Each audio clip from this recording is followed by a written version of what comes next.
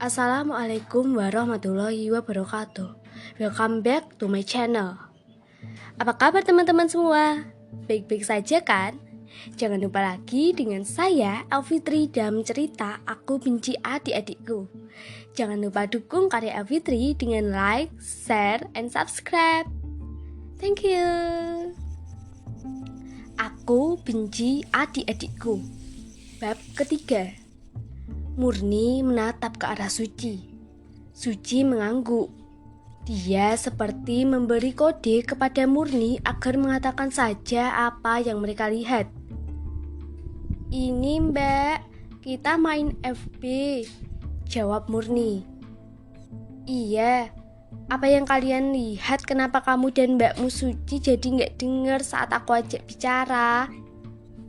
Kita sedang membaca cerita Mbak, sahut Murni. Cerita? Cerita apa yang kalian baca? Kenapa tampak fokus seperti itu? Tanyaku.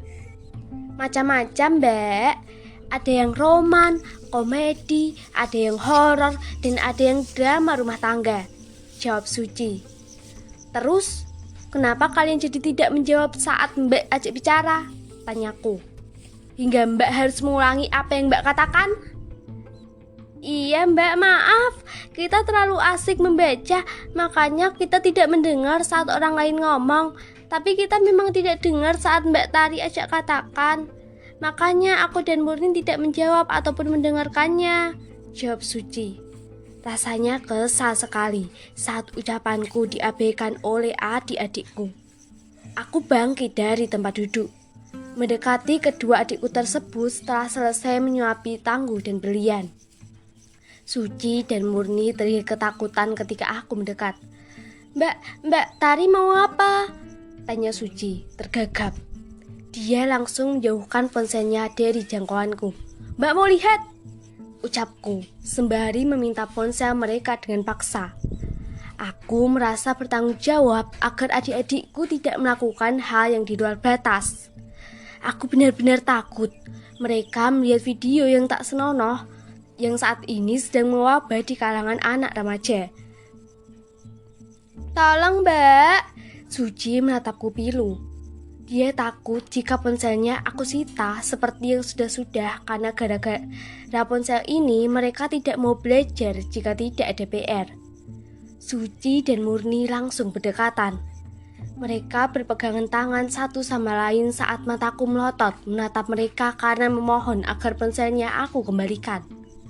Setelah berhasil mendapatkan ponsel mereka yang selalu dipakai bergantian, aku langsung memeriksa isinya. Kebetulan, apa yang mereka lihat belum ditutup. Sebuah cerita, novel romansa yang indah, penuh dengan diksi-diksi cantik, ternyata itu yang mereka baca. Pantas saja jika kedua adikku tertarik. Aku yang membacanya sekilas pun langsung menyukainya. Aku geser ke bawah nama akun yang berada di aplikasi warna biru tersebut. Beberapa nominal uang sengaja dipamerkan dari hasil menulis cerita tersebut. Hal itu tidak hanya membuatku tercengang. Bagaimana nulis yang bisa dilakukan sambil tiduran bisa menghasilkan uang banyak? Itu mungkin karena dia penulis terkenal, batinku. Ternyata apa yang penulisnya di aplikasi warna biru itu hanyalah sebagian bentuk promosi untuk memperkenalkan tulisannya pada media massa. Tulisan penulis ini memang indah. Sungguh, aku tidak yakin akan bisa menulis seperti ini.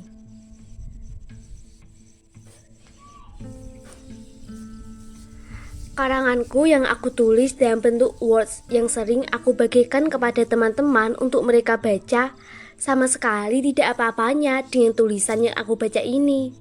Sangat rapi dan enak dibaca. Tampaknya dia bukan satu-satunya penulis online yang aku lihat. Menggiurkan sekali jika menulis mendapat penghasilan puluhan juta dalam sebulan. Jika seperti ini, aku pun suatu saat mau jadi penulis, batinku. Setelah membaca karangan yang berada di aplikasi warna biru tersebut, aku langsung menatap kedua adikku. Seperti hanya tadi, mereka masih tampak ketakutan. Ini, ucapku. Aku langsung menyodorkan ponsel mereka karena tidak ada sesuatu yang perlu dikhawatirkan lagi. Mbak Tari tidak marah? Tanya Murni. Tidak, itu mode ungu kan? Gak menghabiskan kuota kan? Tanyaku. Iya mbak, jawab mereka. Ya sudah, lanjutkan bacanya. Tapi mbak minta kalian juga harus belajar menulis seperti itu, biar nanti bisa memiliki pekerjaan sampingan jika kalian lulus, ucapku. Yah, kita jadi penulis mbak. Murni melirik Suci. Ya kali Mbak Tari yang hobi nulis, sahut Suci. Tapi kalian suka baca. Cobalah lihat penghasilan yang ada di penulis online itu puluhan juta, ucapku. Membaca lebih enak daripada menulis mbak. Murni mau jadi dokter aja mbak, ucap Murni. Bener mbak, nulis cerpen aja Suci bingung, apalagi harus nulis novel, ucap Suci. Aku diam saja. Tapi dalam angan-angan, mungkin suatu saat nanti aku akan bisa seperti penulis di dalam ponsel Suci dan Murni, berpenghasilan puluhan juta tiap bulan tanpa meninggalkan rumah. Sekarang waktunya belajar, HP ditaruh dulu, titahku.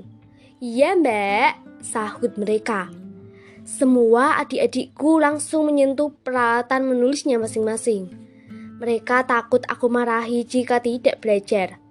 Aku pun mengerjakan tugas sekolahku sembari memperhatikan Tangguh belajar menulis abjad. Sesekali dia meminta minum karena capek menulis. Belum menikah tapi jadi ibu rumah tangga, ucapku sembari memperhatikan adik-adikku. Terkadang rasa benci menjadi iba mengingat betapa mereka kurang mendapat perhatian dari bapak dan ibu seperti aku. Kenapa mbak? Tanya Murni. Gak kenapa-napa. Aku merasa bapak dan ibu seperti tidak ada. Mbak hanya mendapati mereka sebentar saat bangun tidur dan pulang sekolah. Suci dan Murni seketika langsung menatapku dengan intens.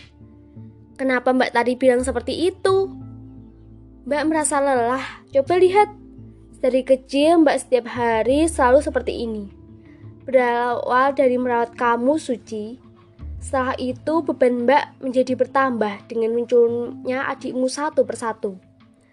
Bapak dan ibu sama sekali tidak berpikir bagaimana repotnya aku saat menghadapi kenakalan kalian tanpa campur tangan mereka.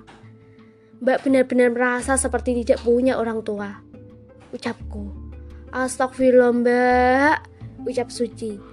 Mbak Tari jangan bicara seperti itu. Bapak dan ibu bekerja untuk memberi makan dan menyekolahkan kita. Kenapa Mbak Tari berkata seakan-akan menjadi orang yang paling menderita? Sadarlah mbak. Bapak dan ibu selalu sibuk dan bangun tidur menjelang tidur lagi. Bahkan di antara orang-orang yang terlelap, orang tua kita masih saja berjualan di pinggir jalan agar dagangannya habis, ucap Suci, sok bijaksana. Kamu belum pernah merasakan bagaimana rasanya menjadi mbak, Ci. Coba sekali-kali kamu menggantikan posisi mbak. Apakah kamu mampu berkata seperti itu? Ucapku. Iya mbak, aku juga merasa belum tentu bisa menjadi seperti mbak yang bisa mengurus kami sekaligus. Tapi selelah-lelahnya Mbak Tari, bapak dan ibu pasti lebih lelah lagi mbak, ucap Suci. Iya, mbak tahu itu. Tapi tidakkah kamu berpikir jika usia mbak belumlah matang untuk menjalani kehidupan seperti ini? Jika mbak mengeluh, anggap saja itu terapi agar mbak tidak capek dan kesal berhadapan dengan kalian, ucapku. Iya mbak, sahut Suci. Setelah acara belajar selesai, semuanya berkumpul di depan televisi. Aku yang sedari tadi belum makan segera ke dapur untuk mengambilkan makanan. Memperhatikan apa yang dimasak oleh ibu untuk anak-anaknya, aku meneteskan air mata. Benar kata Suci, jika salah-salahnya aku, bapak dan ibu pasti jauh lebih lelah. Mereka menyediakan makan untuk ketujuh anaknya sebelum meninggalkan rumah dan pergi hingga tengah malam untuk berjualan.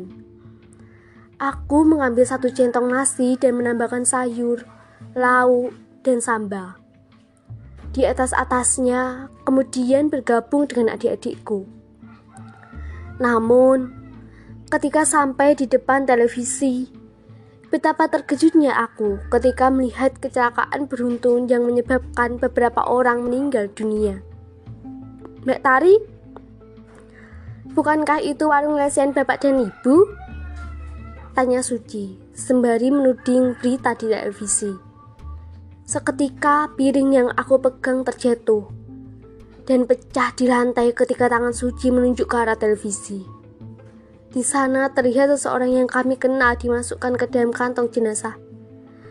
"Bapak, Ibu," teriakku.